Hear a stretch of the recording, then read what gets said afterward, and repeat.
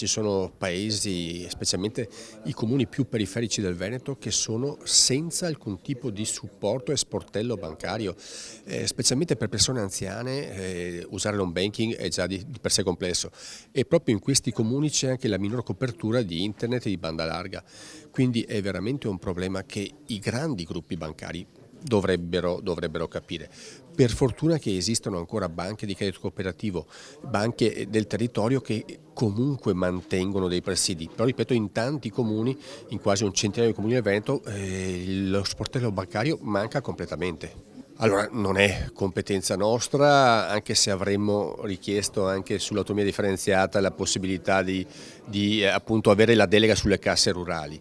Io mi auguro spero che ci arrivi. Quello che possiamo fare noi è sensibilizzare. Il sottoscritto ad esempio ha depositato una risoluzione su questo tema che mi auguro nelle prossime settimane verrà discussa dal Consiglio regionale. Il Veneto è stata tra le regioni che in Consiglio regionale ha deciso di dotarsi di una legge, di un'iniziativa per l'educazione finanziaria. Pensate quanto impatta nella vita di ciascuno e quanto poco conosciamo dei temi, salvo poi magari trovarci di fronte a qualche momento di gravità per la nostra vita e per la vita della comunità. E quindi a partire dai giovani il Veneto ha fatto con l'assessorato all'istruzione una azione capillare di informazione per essere più alfabetizzati nell'educazione finanziaria.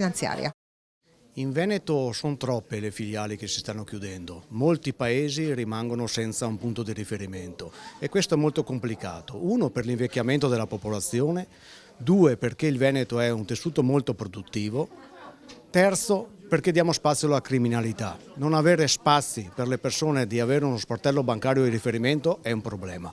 E poi credo che le banche che stanno guadagnando molto in questo momento abbiano una sorta di qualcosa da dare a questo territorio perché hanno portato via anche tanto quelle due crack che sono successi. Dunque noi chiediamo alle banche veramente di riprendere in mano la questione e di dare servizio alle persone.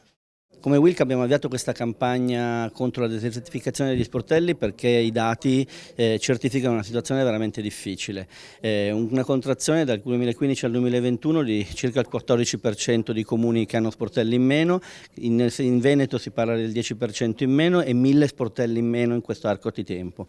Questo è un problema che impatta negativamente per le persone che vivono nei territori, per le lavoratrici e i lavoratori e noi da tempo chiediamo che sia un problema che possiamo affrontare sindacalmente con le aziende che devono sensibilizzarsi su questo tema e recuperare il loro ruolo sociale, perché dove non ci sono sportelli bancari c'è il rischio che l'intermediazione del credito la facciano soggetti non legali e non regolati e che quindi ci siano anche rischi per di illegalità, di riciclaggio e di usura e c'è un problema di servizio alle persone che impatta prevalentemente sulle persone più fragili e più deboli. Essendo un problema sociale noi chiediamo da tempo che se ne occupino quindi anche le istituzioni e quindi siamo contenti e ringraziamo di essere accolti nel Palazzo della Regione perché crediamo che le istituzioni a partire da quelle locali e poi quelle nazionali debbano occuparsi del tema e la sensibilizzazione che vogliamo fare con questa campagna è proprio un coinvolgimento di tutte le persone, di tutti gli enti, di tutte le istituzioni che possono insieme trovare una soluzione